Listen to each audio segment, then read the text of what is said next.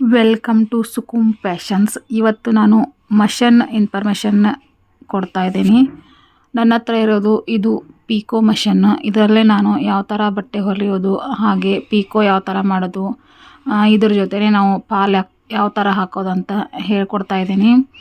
ಈ ಒಂದು ಮಿಷನಿಂದ ನಾವು ಪೀಕೋ, ಪಾಲ್ ಹಾಗೆ ಬ್ಲೌಸ್ ಸ್ಟಿಚ್ಚಿಂಗನ್ನು ಮಾಡ್ಬೋದು.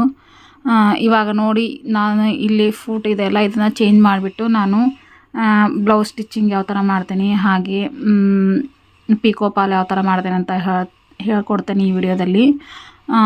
ಈ ವಿಡಿಯೋ ತುಂಬಾ ಇನ್ಫಾರ್ಮೇಷನ್ ಆಗಿದೆ. ಯಾರೂ ಓಡಿಸಿ ವಿಡಿಯೋ ನೋಡಬೇಡಿ. ನೋಡಿ, ಈಗ ನಾನು ಮೊದಲಿಗೆ ಈ ಥರ ದಾರ ಸುತ್ಕೊಂಡ್ಬಿಟ್ಟು ಮಷೀನ್ಗೆ ಯಾವ ಥರ ನಾನು ದಾರಾನ ಹಾಕೋತೀನಿ ಅಂತ ತೋರಿಸ್ತೀನಿ. ಇಲ್ಲಿ ಬಾಬಿನ್ ಕೇಸ್ ಐತಲ್ಲ, ಈ ಕೇಸಿಗೆ ನಾನು ಬಾಬಿನನ್ನು ಯಾವ ಥರ ಅಟ್ಯಾಚ್ ಮಾಡೋದಂತ ಹೇಳ್ತಾ ಇದ್ದೇನೆ ನೋಡಿ. ಹೊಸದಾಗಿ ಏನಾದರೂ ಮಷೀನ್ ತೊಗೋಬೇಕಿದ್ರೆ ಈ ಥರ ಮಷೀನ್ ತೊಗೊಂಡ್ರೆ ನಮ್ಗೆ ಒಂದು ಮಿಷನಲ್ಲಿ 2 ರಿಂದ 3 ಕೆಲಸ ಮಾಡ್ಬೋದು. ನೋಡಿ, ಈ ಥರ ನಾನು ಬಾಬಿನ್ ಕೇಸನ್ನು ಇದನ್ನು ಕೆಳಗೆ ಸೇರಿಸ್ಬಿಡ್ತಾ ಇದ್ದೀನಿ. ಇದು ಬಾಬಿನ್ ಕೇಸ್ ಹಾಕಿದ ಮೇಲೆ ದಾರ ಯಾವ ಥರ ನಾವು ಮೇಲೆ ತೊಗೋಬೇಕಂದ್ರೆ ನೋಡಿ, ಈ ಥರ ನಾವು ದಾರಾನ ಮಷೀನ್ಗೆ ಪೋಣಿಸ್ಕೋಬೇಕಾಗತ್ತೆ. ಫಸ್ಟ್ ಈ ಹೋಲಿಗೆ ಪೋಣಿಸ್ಕೊಂಬಿಟ್ಟು ನೆಕ್ಸ್ಟ್ ಏನೈತೆ ಇಲ್ಲಿಗೆ ಪೋಣಿಸ್ಕೋಬೇಕಾಗತ್ತೆ. ಆಮೇಲೆ ಇದರಲ್ಲಿ ಸೇರಿಸ್ಕೊಂಬಿಟ್ಟು ಇದನ್ನು ಮೇಲೆ ಮಾಡ್ಕೊಂಬಿಟ್ಟು ಅಲ್ಲಿ ಹೋಲ್ ಇರುತ್ತಲ್ಲ, ಆ ಹೋಲ್ನಲ್ಲಿ ನಾವು ದಾರಾನ ತೊಗೊಂಬಿಟ್ಟು ಕೆಳಗೆ ಏನೈತಲ್ಲ ಒಂದು ರಿಂಗ್ ಥರ ಇರುತ್ತೆ, ಆ ರಿಂಗಲ್ಲಿ ಸೇರಿಸ್ಕೋಬೇಕಾಗತ್ತೆ. ನೆಕ್ಸ್ಟ್ ಆಮೇಲೆ ಸೂಜಿಯಲ್ಲಿ ಯಾವ ಥರ ಹಾಕ್ಕೊಳ್ಳೋದಂತ ತೋರಿಸ್ತಾ ಇದ್ದೀನಿ ನೋಡಿ.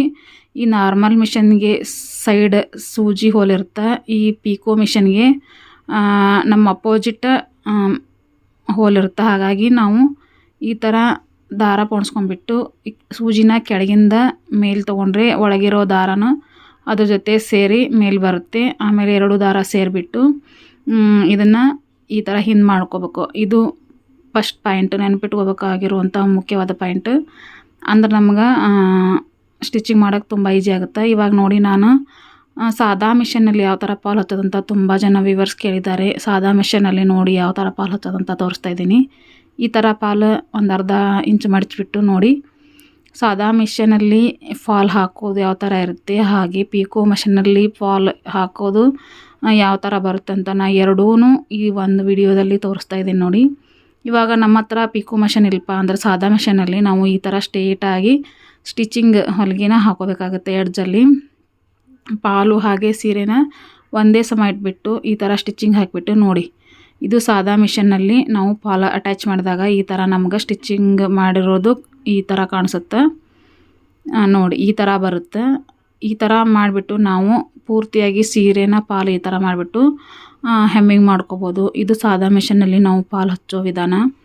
ಹಾಗೆ ನೆಕ್ಸ್ಟ್ ಏನೈತಪ್ಪ ಅಂದ್ರೆ, ಇದು ನಂದು ಪೀಕೋ ಮಷೀನ್ ಆಗಿರೋದ್ರಿಂದ ಇದರಲ್ಲಿ ಯಾವ ಥರ ನಾನು ಫಾಲ್ ಅಡ್ಜಸ್ಟ್ ಮಾಡಬೇಕು ಅಂತ ಹೇಳ್ಕೊಡ್ತಾ ಇದ್ದೀನಿ ನೋಡಿ. ಈ ಸಾದಾ ಮಷೀನ್ ಇದ್ದವರು ಆ ಥರ ಮಾಡ್ಕೋಬೋದು. ಇವಾಗ ಪಿಕೋ ಮಷೀನ್ ಇದ್ದಾಗ ಯಾವ ಥರ ನಾನು ಇಲ್ಲಿ ನಮ್ಗೆ ಸಟ್ಟಿಂಗ್ ಕೊಟ್ಟಿರ್ತಾರೆ ಪಿಕೋ ಮಷೀನಲ್ಲಿ. ಇದು 0 ಇರುತ್ತಲ್ಲ, ಇದನ್ನು 2.5 ಇಂಚ್ವರೆಗೂ ನಾವು ಇನ್ನು ಮೇಲೆ 2.5 ಇಂಚ್ ಇಟ್ಕೊಂಡ್ಬಿಟ್ಟು ಕೆಳಗೆ ಒಂದು ನಟ್ ಕೊಟ್ಟಿರ್ತಾರೆ, ಆ ನಟ್ ಟೈಟ್ ಮಾಡ್ಕೊಂಬಿಡ್ಬೇಕು. ನಮ್ಗೆ ಎಷ್ಟು ಇಂಚ್ ಬೇಕು ಅಷ್ಟು ಇಂಚಿಗೆ ಇಟ್ಬಿಟ್ಟು ಕೆಳಗೆ ಏನು ನಟ್ ಕೊಟ್ಟಿರ್ತಾರಲ್ಲ ಆ ನಟ್ ನಾವಿಲ್ಲಿ ಟೈಟ್ ಮಾಡ್ಕೊಂಬಿಡ್ಬೇಕಾಗತ್ತೆ.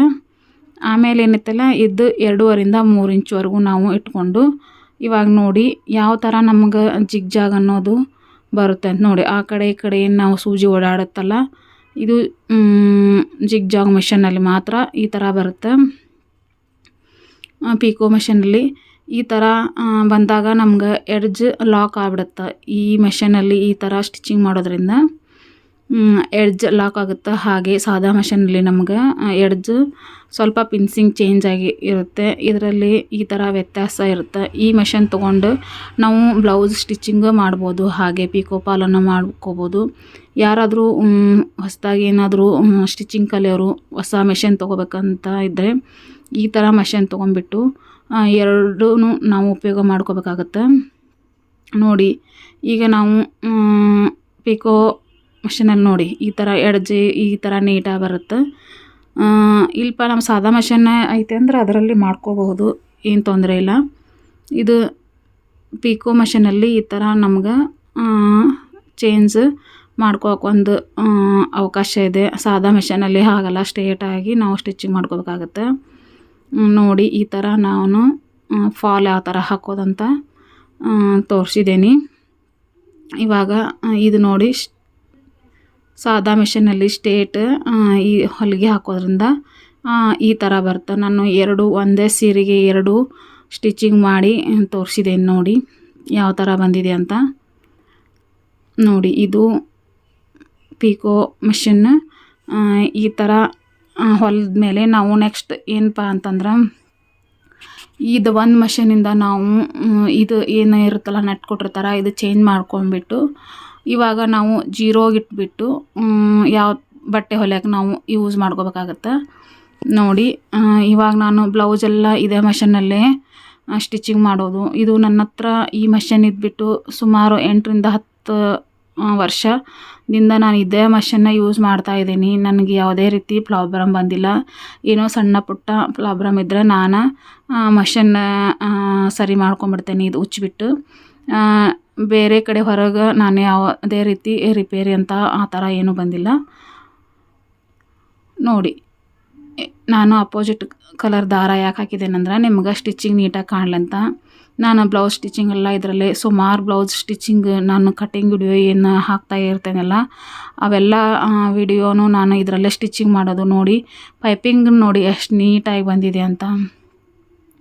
ನಿಮಗೇನಾದರೂ ಪೈಪಿಂಗ್ ನೀಟಾಗಿ ಬರಬೇಕಂತ ವಿಡಿಯೋ ಬೇಕಿದ್ದರೆ ಕಾಮೆಂಟ್ ಮಾಡಿ, ನಾನು ಖಂಡಿತ ಪೈಪಿಂಗನ್ನು ವಿಡಿಯೋ ಮಾಡಿ ಹಾಕ್ತೇನೆ. ಇವಾಗ ನೆಕ್ಸ್ಟ್ ಪಿಕೋ ಸೀರೆ ಎಡ್ಜಿಗೆ ಪಿಕೋ ಯಾವ ಥರ ಮಾಡೋದಂದ್ರೆ, ಇವಾಗ ಪಿಕೋ ಮಾಡ್ಬೇಕಂದ್ರೆ ಇದು ಫೂಟ್ ಏನೈತಲ್ಲ ಇದನ್ನು ಚೇಂಜ್ ಮಾಡ್ಕೋಬೇಕಾಗುತ್ತೆ. ಇದನ್ನು ತೆಗೆದುಬಿಟ್ಟು ಇದೇ ಮಷೀನಲ್ಲೇ ನಮ್ಗೆ 2 ಕೊಟ್ಟಿರ್ತಾರೆ. ಹಾಗಾಗಿ ನಮ್ಗೆ ಸ್ಟಿಚಿಂಗ್ ಮಾಡ್ಬೇಕಂದ್ರೆ ಚೇಂಜ್ ಮಾಡೋದು, ಹಾಗೆ ನಾನು ಪಿಕೋ ಮಾಡ್ಬೇಕಂದ್ರೆ ಈ ಥರ ಚೇಂಜ್ ಮಾಡ್ಕೊಂಡ್ಬಿಡ್ತೀನಿ ಅಷ್ಟೇ. ಅದರಲ್ಲೇನು ಜಾಸ್ತಿ ಏನು ನಮ್ಗೆ ಕೆಲಸ ಅನ್ನೋದಿರೋದಿಲ್ಲ ಇದರಲ್ಲಿ. ಈ ಥರ ಚೇಂಜ್ ಮಾಡ್ಕೊಂಬಿಟ್ಟು ಇವಾಗ ಏನೈತಲ್ಲ ನಾವು ಯಾವ ಥರ ಸೀರೆ ಎಡ್ಜ್ ಈ ಥರ ಒಂದು ಸ್ವಲ್ಪ ಮಡಚಿಬಿಟ್ಟು ಇದರಲ್ಲಿ ಪಿಕೋ ಯಾವ ಥರ ಮಾಡೋದು ಅಂತ ತೋರಿಸ್ತಾ ಇದ್ದೀನಿ ನೋಡಿ. ಇವಾಗ 2.5 ಇಂಚ್ ನಾವು ಸಟ್ಟಿಂಗ್ ಮಾಡ್ಕೋಬೇಕಾಗತ್ತೆ.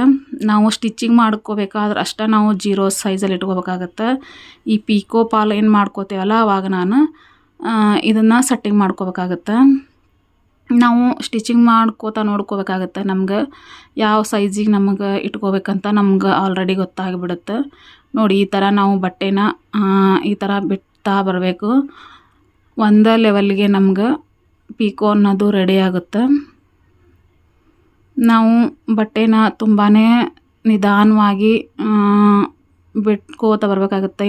ನಾವು ಬಟ್ಟೆನ ಜಗ್ತಾ ಇದ್ದರೆ ಒಂಥರ ಚೇಂಜ್ ಆಗಿ ನಮ್ಗೆ ಪಿಕೋ ಅನ್ನೋದು ಬರುತ್ತೆ.